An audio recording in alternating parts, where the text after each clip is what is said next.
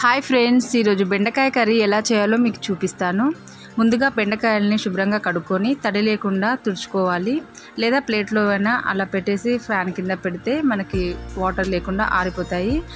అలా ఆరిన బెండకాయల్ని మనం అన్నీ ఒకే సైజులో కట్ చేసుకోవాలి. మీడియం సైజులో, అంటే పెద్దగా కాకుండా చిన్నగా కట్ చేసుకోకుండా ఇలా మీడియం సైజులో కట్ చేసుకొని పక్కన ఉంచుకోవాలి. నెక్స్ట్ ఒక కడాయిలో ఆయిల్ తీసుకొని అది హీట్ అయ్యాక కట్ చేసి పెట్టుకున్న బెండకాయ ముక్కల్ని అందులో వేసుకొని కాసేపు వేయించాలి.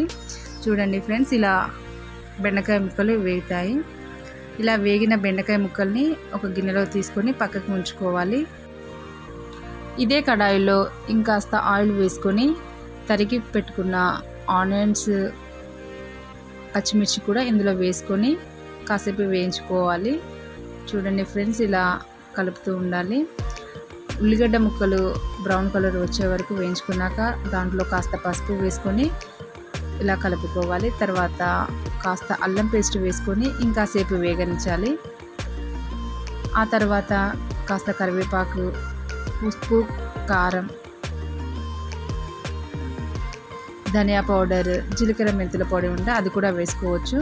అలా వేగాక మనము గ్రైండ్ చేసుకున్న టమాటా పేస్ట్ని ఇందులో వేసుకొని ఒక 10 మినిట్స్ వేయించుకోవాలి. పేస్ట్ రెడీ అయిపోయింది. దీంట్లో మనము వేయించుకు ఉంచుకున్న బెండకాయ ముక్కల్ని వేసుకొని మొత్తం అంతా ఈక్వల్గా కలుపుకోవాలి. చూడండి ఫ్రెండ్స్, ఇలా మొత్తం కలుపుకున్న తర్వాత కాస్త వాటర్ వేసుకొని ఇంకాసేపు వేగనిచ్చాలి. చూడండి, మనకి ఎంతో రుచికరమైన బెండకాయ ఇగురు రెడీ అయిపోయింది.